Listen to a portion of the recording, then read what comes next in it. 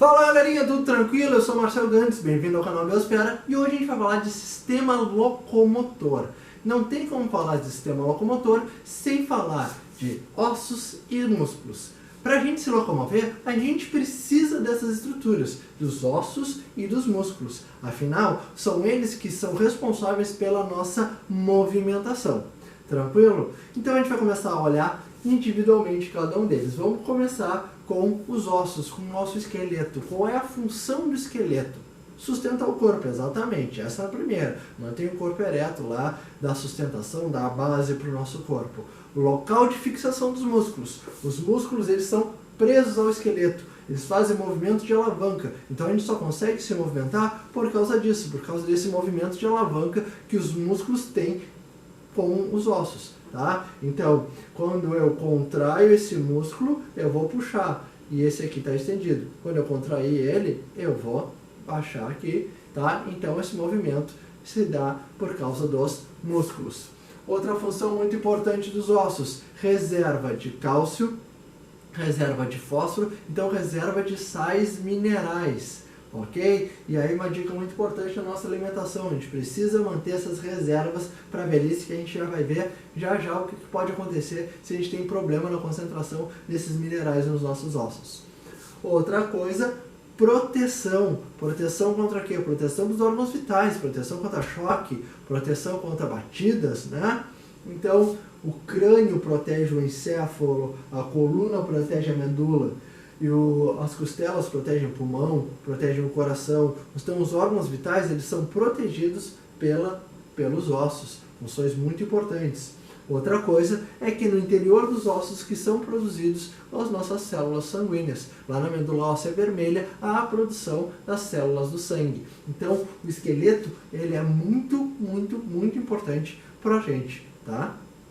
E a gente, para poder facilitar, dar uma olhada nele com mais detalhes, a gente vai separar eles por partes. Então a gente vai falar da cabeça, tronco e membros, tá? A cabeça, aqui ó, o encéfalo, eles têm os ossos que são, com o tempo, vão se fundindo. Tem as articulações imóveis. Tranquilo? Então, temos todos os ossos da face. Os ossos da face aqui, que são ocos. A gente, quando tem sinusite, o entupimento desses ossos ocos da face aqui, isso dói bastante, incomoda bastante, tá? Causa infecções bastante incômodas, inclusive. E os ossos da face não são só esses que a gente conhece. Aqui não é cabeça, é cabeça, o professor que não sabe escrever, tá? Então, os ossos da face aqui, eles não são só esses que estão presentes. Nós temos no interior dos nossos ouvidos os 3 menores ossos do corpo humano, que é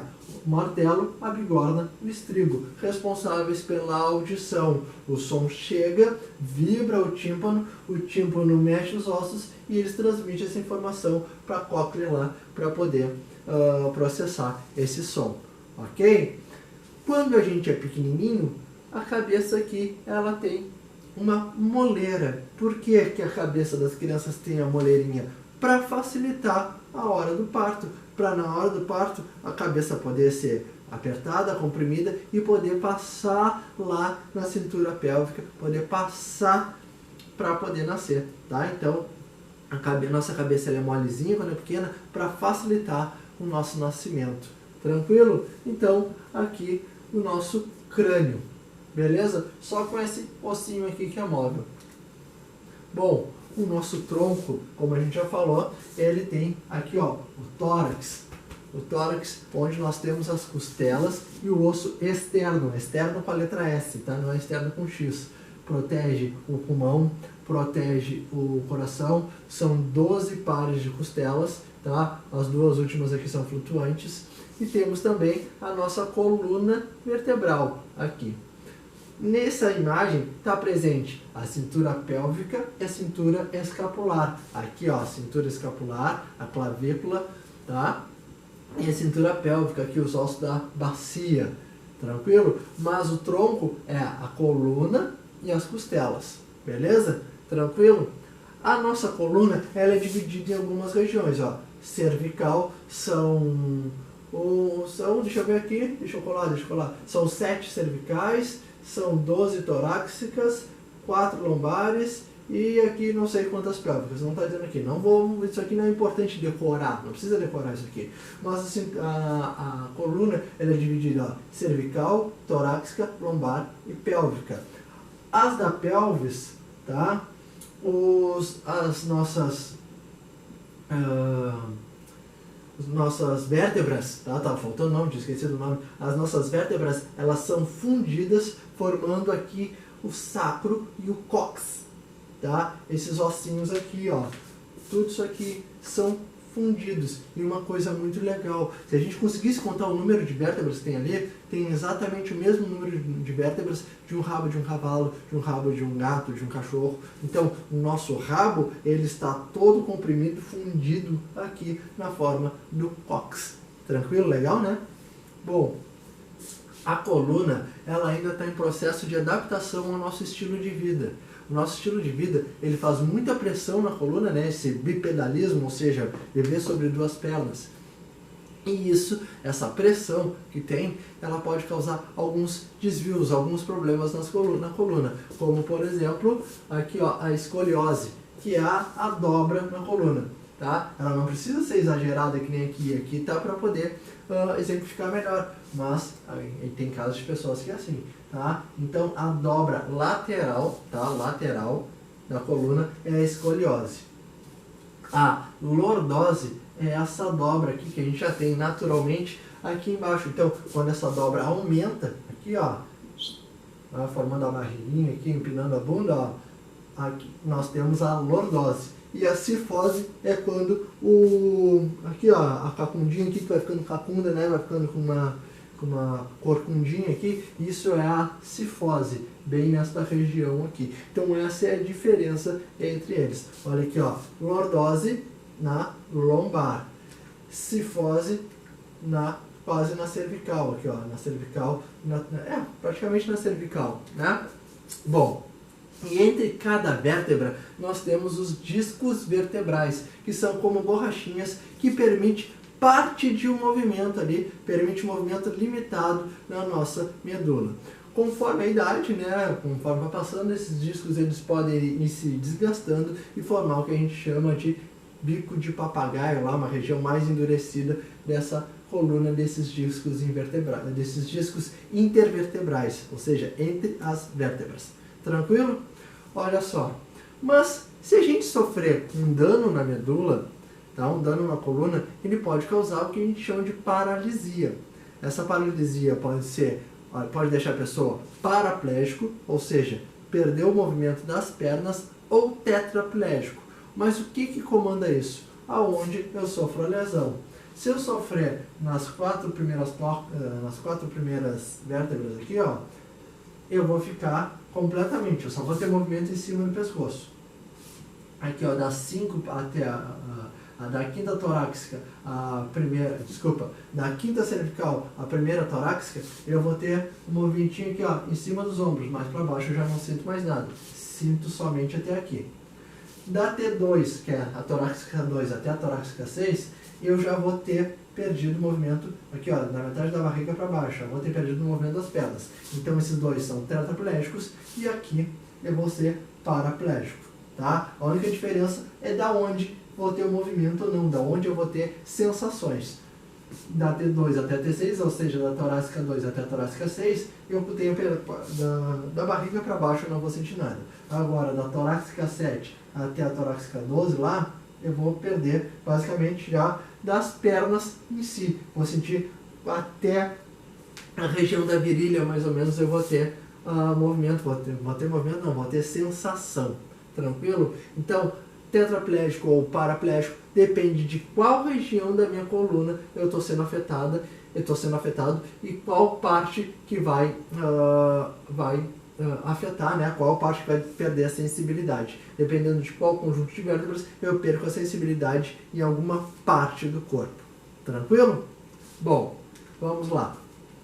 Membros superiores, o nosso braço aqui, ó, que nós temos a mão, nós temos o antebraço, nós temos o braço, e temos aqui, ó, a escápula, que é essa parte aqui de trás, e temos a clavícula aqui.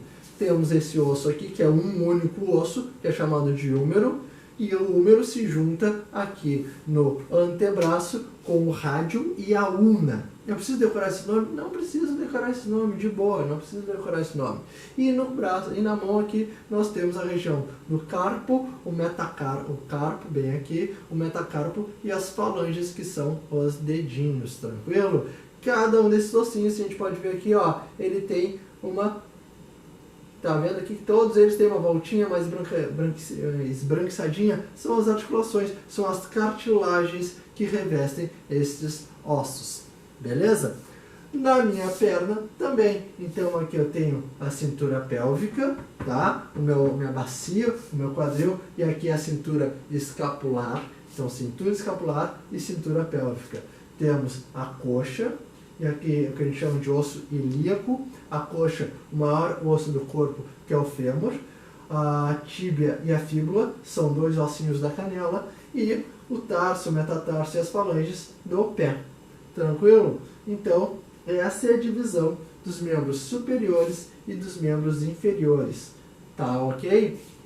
Então, aqui, nossa coxa, o maior osso do corpo. Aqui onde há a produção muito grande de células do sangue. Mas, como a gente falou das articulações, a gente vai ver que as articulações elas podem ser de três formas distintas. Elas podem ser as articulações fibrosas, as articulações cartilaginosas ou as articulações sinoviais. As articulações sinoviais são aquelas que dão grande movimento grande, movimento amplo, tá? Então elas permitem a movimentação nas partes do corpo, tá? Então articulações sinoviais é a mesma coisa que uma articulação móvel. Articulação cartilaginosa é semimóvel, são movimentos limitados. O maior exemplo são os da coluna vertebral, que permite uma parte de um movimento só do teu corpo, que não tem um movimento amplo, que não tem muito movimento, mas ainda assim movimento. E as articulações fibrosas são as imóveis, as do crânio. Elas são articulações rígidas, elas com o tempo acabam até se fundindo, formando um único osso, e não permite o movimento. Tranquilo? Seguindo então. E se eu não tiver cuidado ao longo da minha vida, não tiver uma alimentação mais balanceada lá, o que vai acontecer com o meu esqueleto? Tá? O que pode acontecer é que eu posso desenvolver ao longo do tempo uma doença chamada de osteoporose. Tá aqui, ó, um osso normal, ó, bem compacto, tem poucos poros, né? Afinal o osso é um tecido vivo, revestido por um periósteo e bastante vascularizado. Então por isso que ele tem esses porinhos aqui, mas se eu não tenho uma alimentação, eu vou perdendo cálcio, vou perdendo fósforo, cálcio e fósforo do sangue, do osso, eu vou enfraquecendo esse osso e vou desenvolver a osteoporose. Meu osso vai ficando cada vez mais poroso, cada vez mais quebradiço. Então é muito comum a gente ouvir relatos de pessoas mais idosas que caem em casa e acabam fraturando o fêmur, fraturando a bacia. Por quê? Porque os ossos estão mais quebradiços, tá? Então, esse é um caso típico de osteoporose, tranquilo? E como é que eu tenho que fazer isso? Tem que ter uma alimentação rica em cálcio, rica em fósforo lá, com bastante minerais e principalmente bastante vitamina D. E como é que eu consigo vitamina D? Tomando o nosso banhozinho de sol. Tá? 10 minutos diário, ali, 20 minutinhos diário no sol, meu corpo consegue produzir a vitamina D. E a falta de vitamina D causa uma doença chamada de raquitismo. E ela é bastante grave, principalmente em crianças, pode inclusive afetar o desenvolvimento cognitivo das crianças. Beleza? Então, vamos lá, vamos falar agora dos nossos amigos músculos. Os músculos é bem tranquilo, eles são divididos em 3 grupos: músculos estriado esquelético, músculo estriado cardíaco e músculo liso. O músculo estriado esquelético, como o nome já diz, ele está ligado ao esqueleto. Tá? Ele permite a movimentação. Quem controla essa movimentação é o tecido nervoso. Eu penso lá, mexe o braço, mexe o braço, mexe o braço. Então, o sistema nervoso está mandando a informação pelo meu neurônio motor até ele, que ele vai mexer. Mas eu também tenho no meu músculo o neurônio sensitivo, ou seja, aquele que recebe as informações. Como assim recebe informação? Sabe quando coloca a mão numa chapa quente, em alguma coisa muito quente, o que vai acontecer? Tu colocou a mão naquela coisa muito quente, antes mesmo que tu tenha consciência que teu braço está doendo, o teu corpo vai reagir. Por quê? Tá quente, a tua mão mandou a informação. Desgraçado, tá quente aí, tira a mão. E tu vai tirar. Só que tu só vai sentir a dor depois que tu tirou. Então tu colocou a mão lá na chapa quente.